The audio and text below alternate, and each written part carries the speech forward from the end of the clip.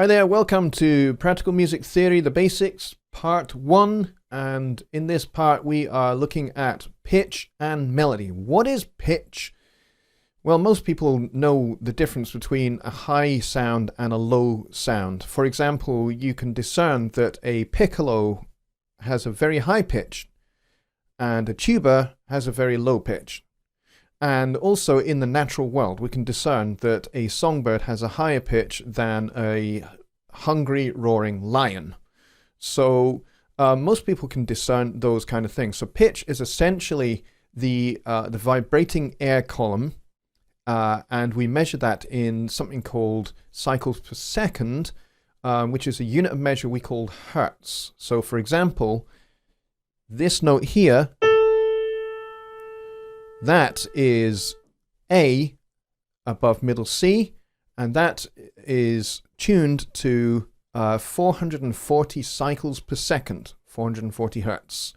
And so music deals with, particularly Western music, deals with something called equal temperament, which is a subject all of its own, which is massive and can be a little bit controversial. So we will get into that on another series, maybe an intermediate practical music theory series. We'll look at all of that fun stuff. But just suffice to say that A, there is 440 cycles per second, 440 hertz. And that's what Western music is based upon. So that's pitch.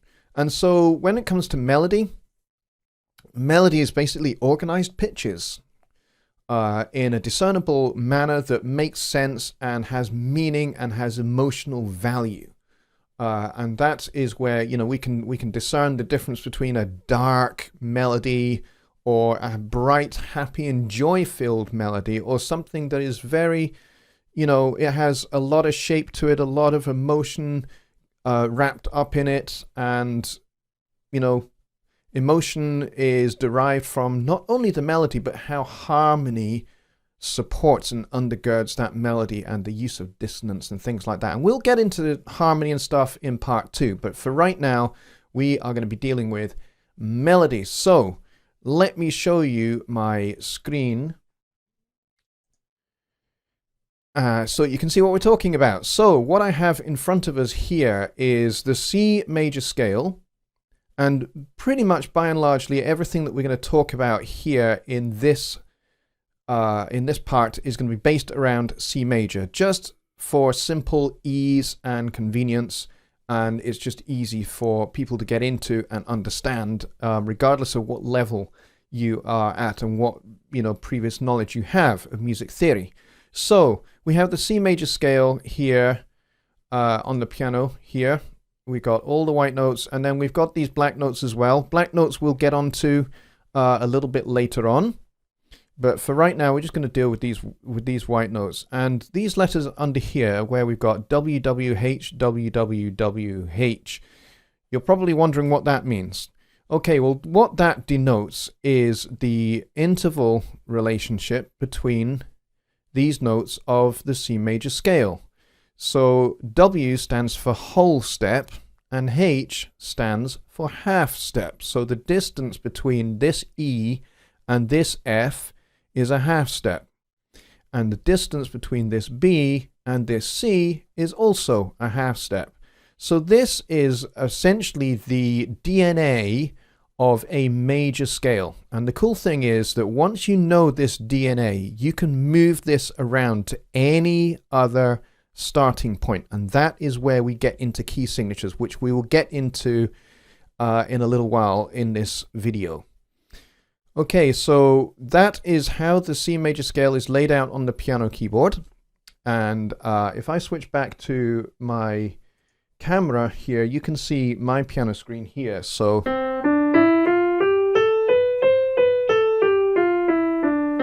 that's what the C major scale sounds like on the piano. And you can see that I'm playing just on the white notes here. I've got middle C right here, and then I'm going up to the C above that, a whole octave above that.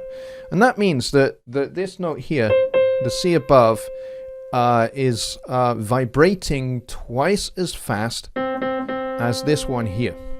and we call that an octave. And we call it an octave because there are 8 white notes. 1, 2, 3, 4, 5, 6, 7, 8. There are 8 white notes between this C and the one above it. And you can replicate that right across the piano keyboard. So for example, if I was to move to A, this A and the A above it in the same position relative, this one is also vibrating twice as fast as this one. Okay, so that distance there is again 8 white notes, so we call that an octave. Okay, so obviously you can play scales right across the whole piano. They're not just limited to 1 octave. You can keep going. So if I was to start down here, I could keep going on all the way up the keyboard until I run out of notes. And that's essentially how we map out the C major scale. And as I say, we can transpose that, we can move that starting point to any other note. So we could start on a D, we could start on an E, we could start on an F, we could start anywhere we like. We could even start on a black note.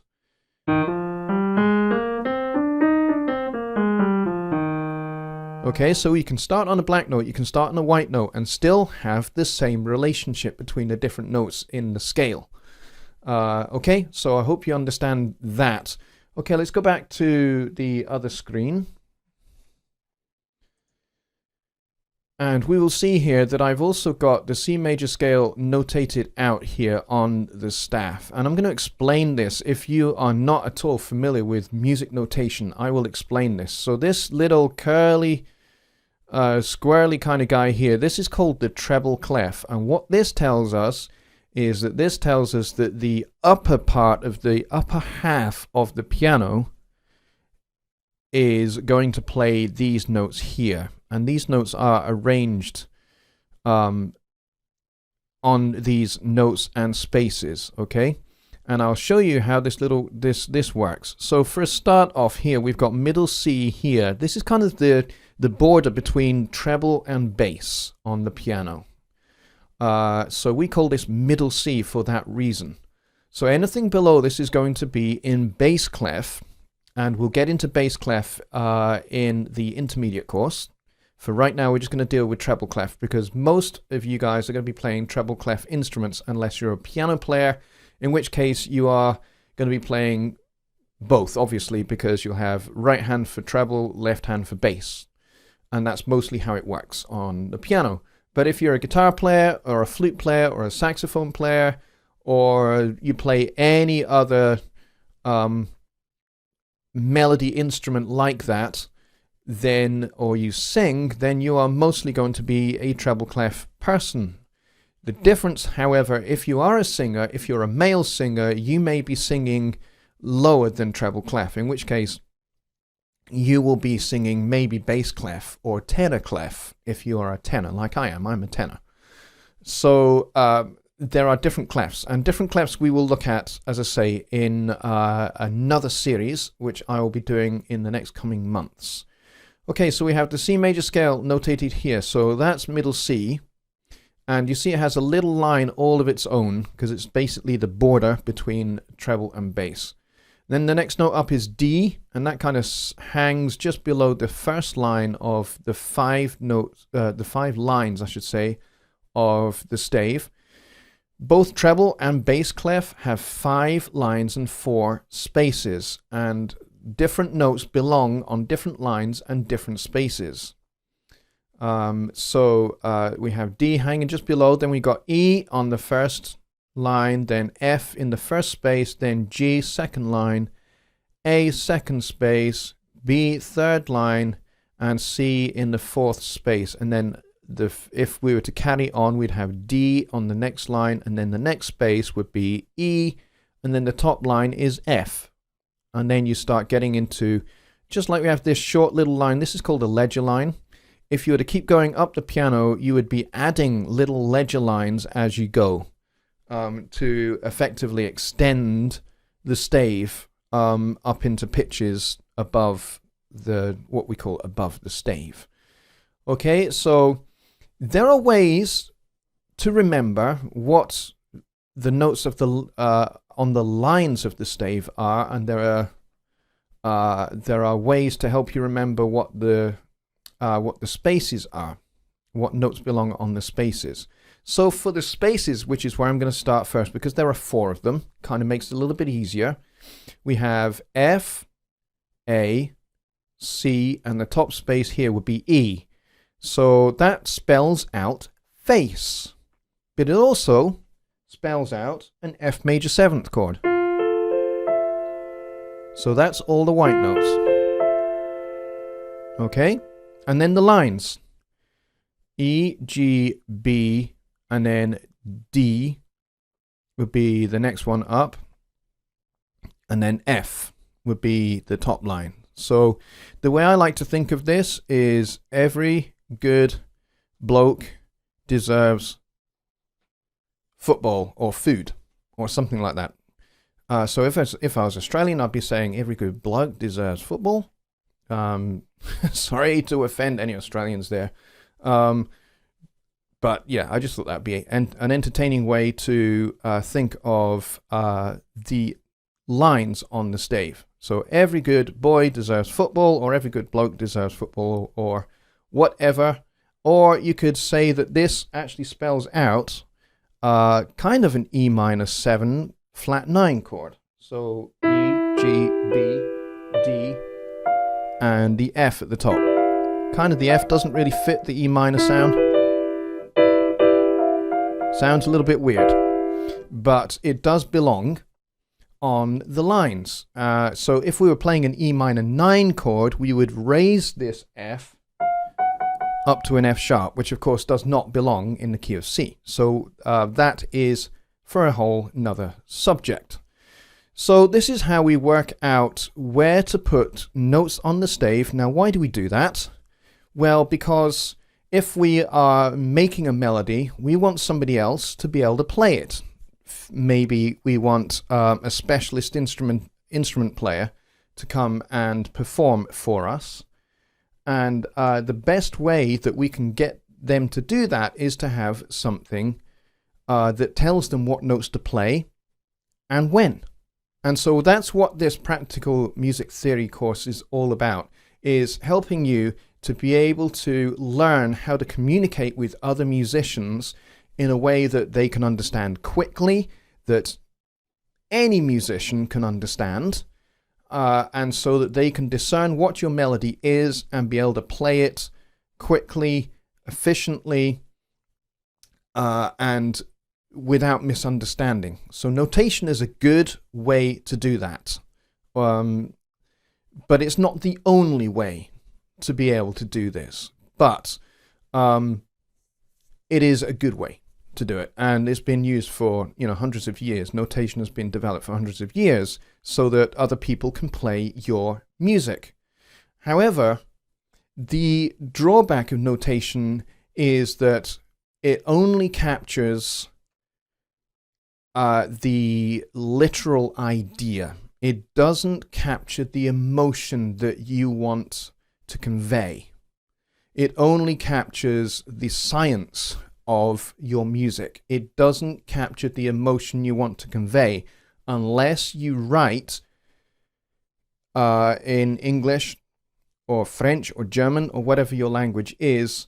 But mostly the international language is English. You were to write instructions of how you want these notes to be performed. So give performance instructions.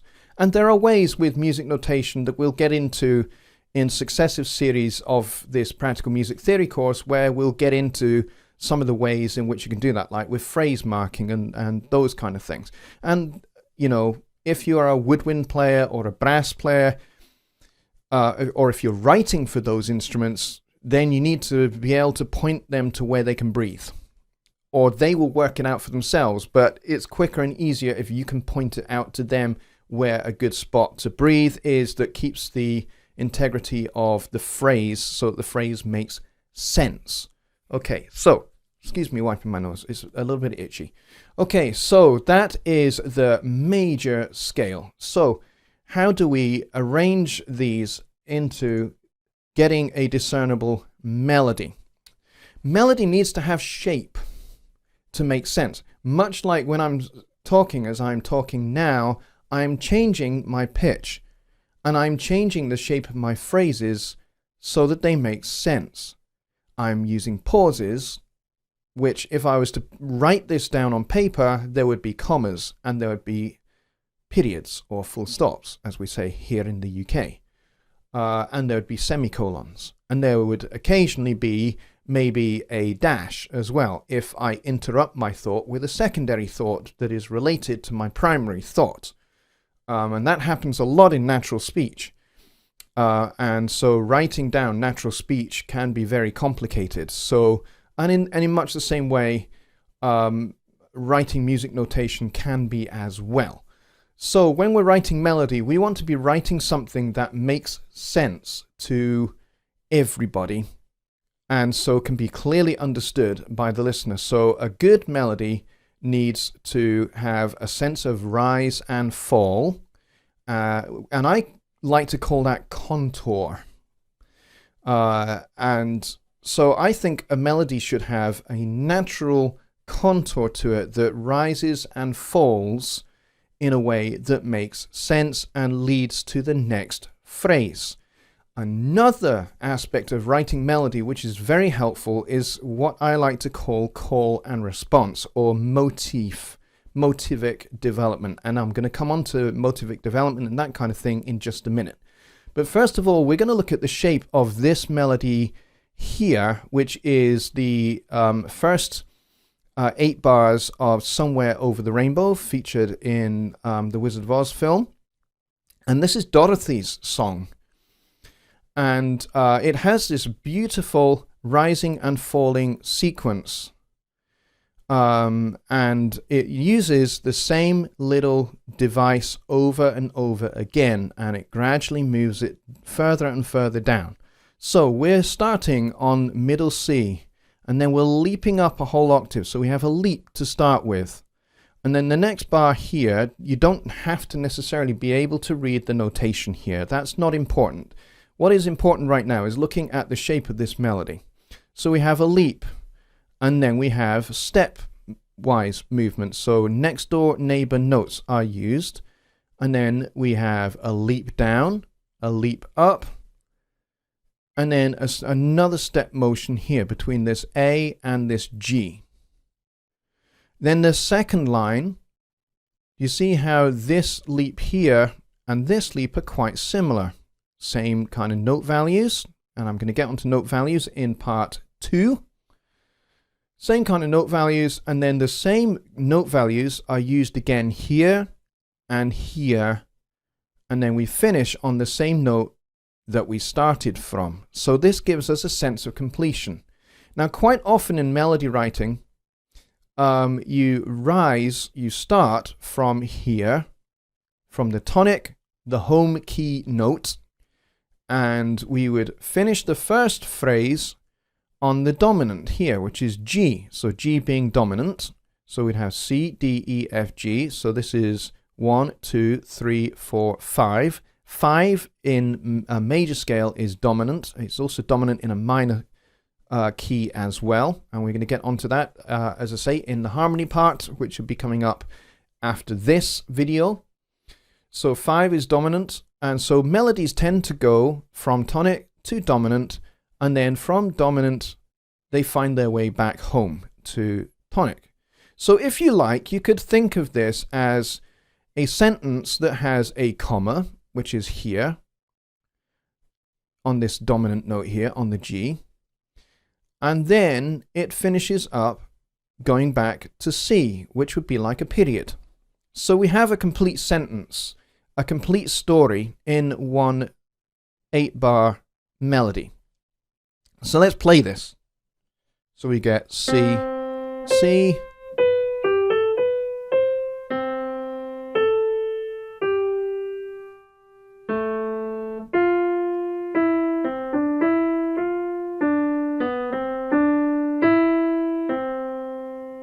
okay, so that melody makes complete sense. But we've used the same kind of melodic ideas several times throughout the melody, or rather, we haven't. The writers have. Rodgers and Hammerstein have used the same idea.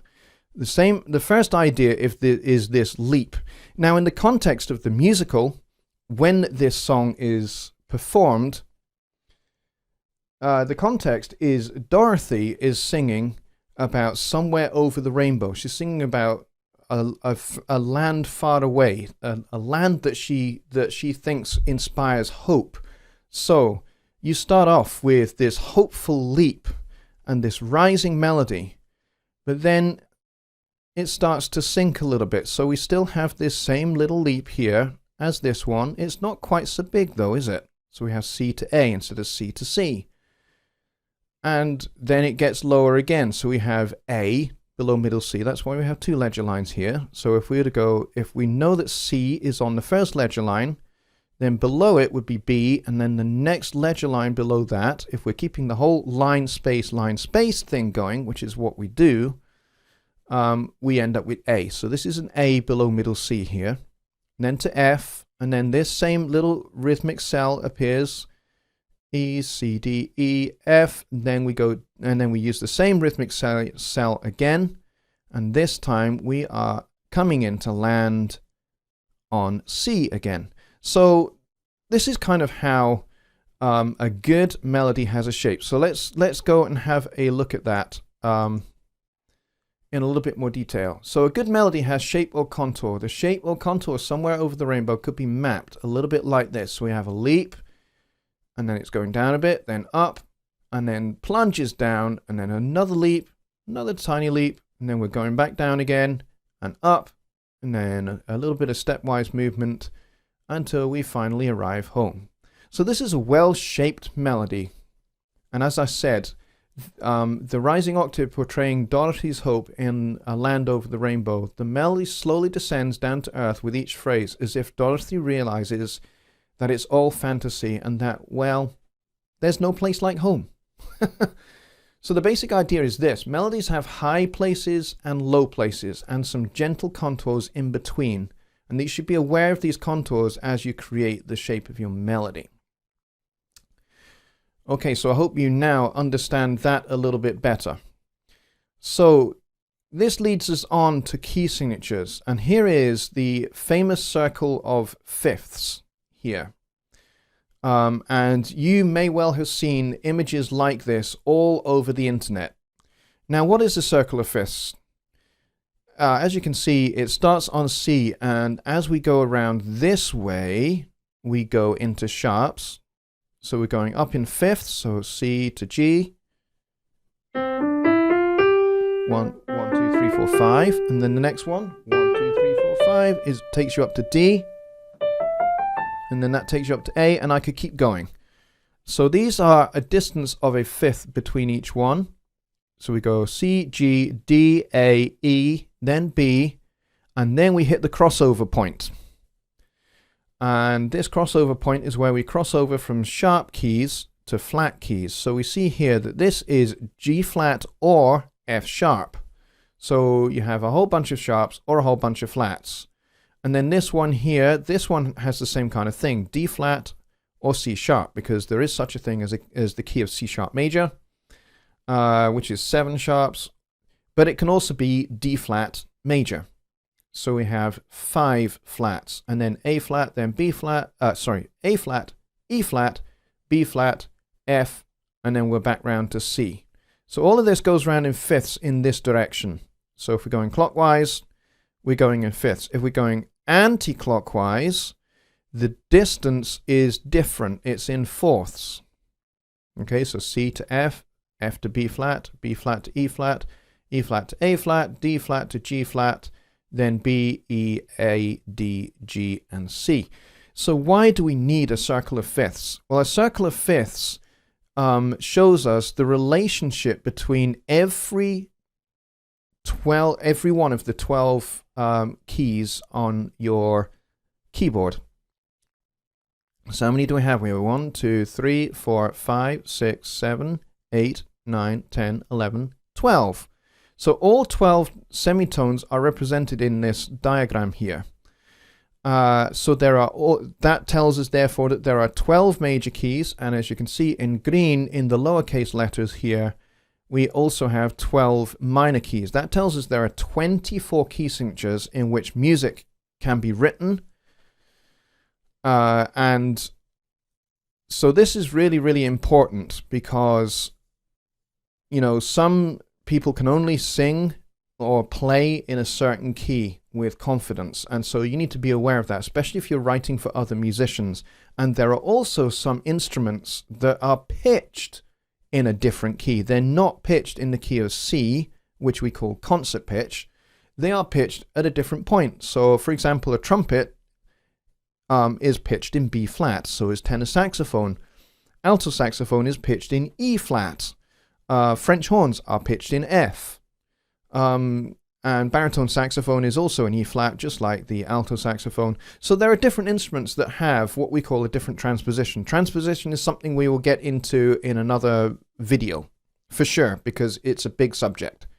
So, if you play a major scale starting on any one of these starting points in the circle of fifths, you need to maintain the intervallic relationship that makes up a major scale.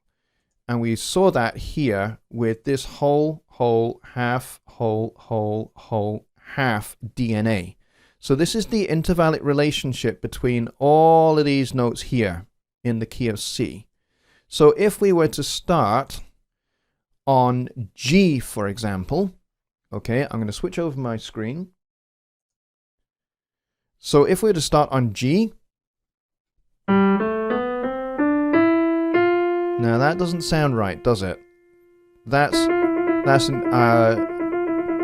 a half step interval, and we need, if we go back to the first page, we need a half step at the end. Okay, so we need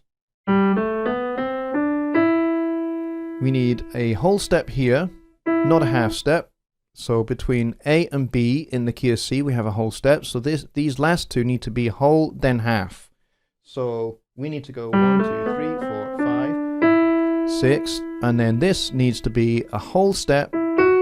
That's why we need the F sharp. And then you get that nice half step at the end, okay, which is what we need. So had I carried on white notes, we would have had a whole step instead of a half step. And that's why the key of G has an F sharp in its key signature. If we go back to the other screen, we'll see that over here, okay? So if you play a major scale starting on any of those points and you maintain that intervallic relationship, you will start needing black notes. And if you're in a particular key for any great length of time, then you're going to need those a lot. Now, if you're writing out notation, that means you need to put a sharps sign like this one here every time there is an F in your score, because you'll need to make that an F sharp every single time. That's a pain in the butt, and that's why key signatures were invented, to make it easy. So basically at the start of the music you say, this song is in the key of G, that means every F must be sharp. So every F must be an F sharp. And then you work out the same for each of these other keys around the circle of fifths. Now, as you can see, going this way, we are adding sharps. So we have an F sharp here, then the key of D has F sharp and C sharp, the key of A, F sharp, C sharp, G sharp, and then E, F sharp, C sharp, G sharp, D sharp, and so on and so forth. And then as we get round, we start getting into flats. That's what these little B's are. These are all flat symbols, and that means that each note must be flat according to where they are on the score. So let's take the key of F. We need to maintain that interval relationship. So if I start on F, I need to go back to my camera so you can see. If we start on F, now that doesn't sound right, does it? That needs to be a half step there. That's why we need the B flat. Okay, so that sounds like a major scale. And that's why there is a B flat in the key signature in the key of F. So when we are looking at our when we're looking at our chart here, we can see that there's a B flat here, and that means every B must be flat, and that's the rule for playing it in the key of F. Okay, let's move on to the next thing. So we were talking about motifs, and we looked at Somewhere Over the Rainbow. And so what is a motif? A motif is kind of like a little hook, a little melodic cell, a short melodic cell. And the great thing about these is that they're great for repetition. You can repeat these often, and you can develop your melody, because otherwise melody can be quite abstract, and you can quite easily get into just something that just wanders aimlessly up and down scales.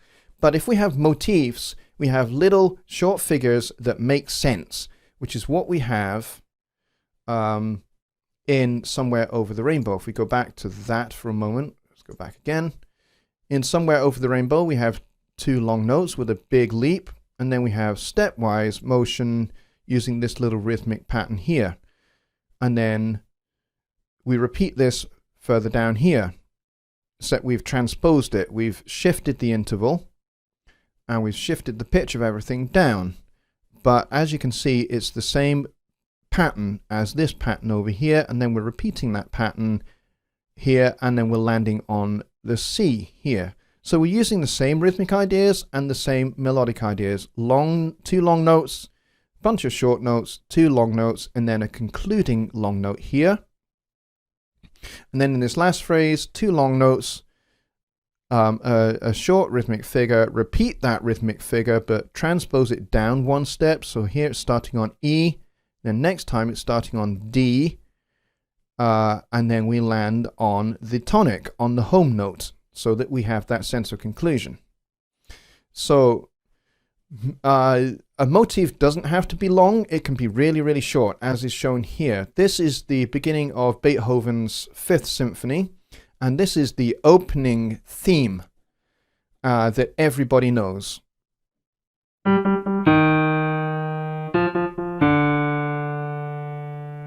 And Beethoven started with that. This is it. And it's the same idea, just shifted down a note. So we're starting on the G, going to an E flat, and then we're going F to D.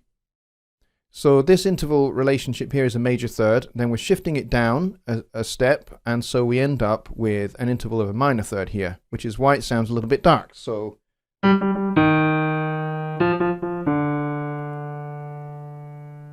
and so what Beethoven did with this was he developed an entire symphonic work out of using that cell. So if we were to continue the rest of the melody from this point, you get da da da da da da da da da da da da da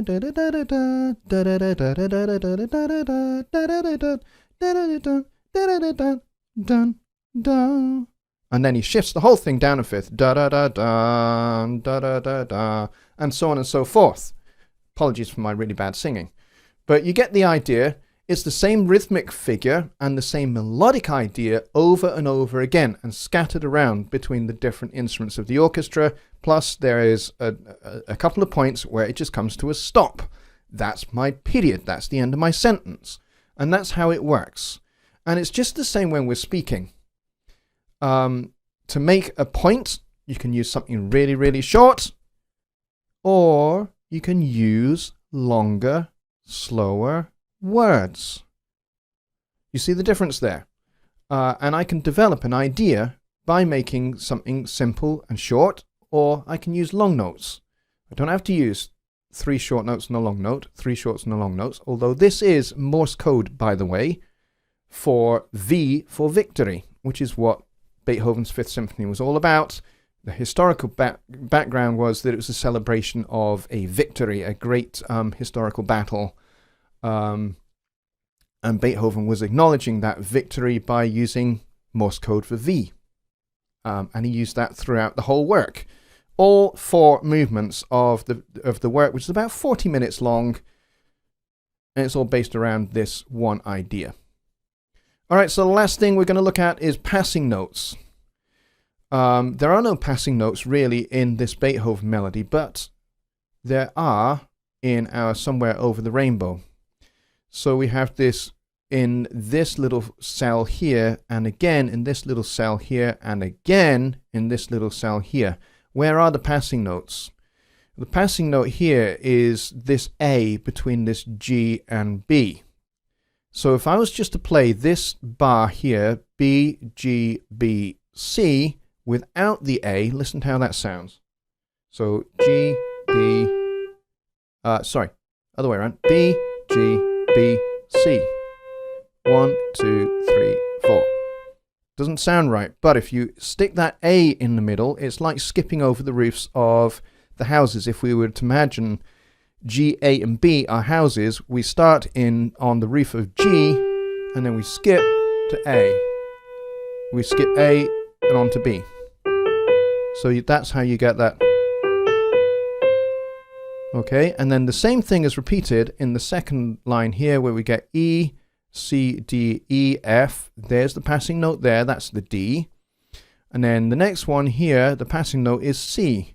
So you get this this D, B, C, D, E, and there's our little passing note here. So that's what a passing note is, fundamentally. And they are non-harmonic tones between two chords, and they usually go up, or they go down. So if we have a look at this piece of music here, we have a passing note here between this E and this G, and this is a passing note of an F. So we have,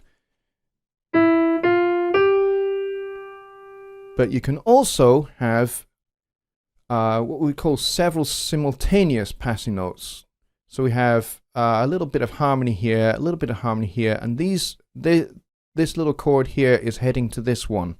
But we're starting here, so we're starting with this E and B, and then this is our little passing note taking us to this D natural and F natural, because we have D sharp and F sharp here. Okay, so you have, is what that sounds like. Okay, and then the next bit here, we have neighboring notes as well. Neighboring notes are really useful. You can use a next door note to get from one note to the next note. They're very helpful. Okay, so I hope that you have found this useful and helpful. A quick whistle-stop tour through pitch and melody and shaping your melody, and a little bit of notation and how to lay things out on the stave. And we will dive in a little bit more deep in successive series. So this is only really the beginner series. So we're just getting the basics down. And then in the next one, we will get more into a little bit more detail. And then the advanced series will get into even more detail. So if you feel like this has kind of been a little bit of a skim read, to some degree that is correct. It has been a little bit of a skim read. Because it's just getting the basics, and we will keep coming back to this. So I recommend you watch this maybe several times and keep coming back to it. So when we get onto the intermediate series later on in the next 2 or 3 months, you can refer back to what you learned here in this beginner series. And so when we get to the intermediate series, you can cross-reference regularly. And the way these courses are going to be designed is so that you can easily cross-reference back and forward. So you can see a concept in this series and a concept in the next one and in the advanced one, and you can trace them all back, and they all link together and they all make sense. That's how these courses are going to be designed. So I hope this was helpful, and I'll see you in part 2.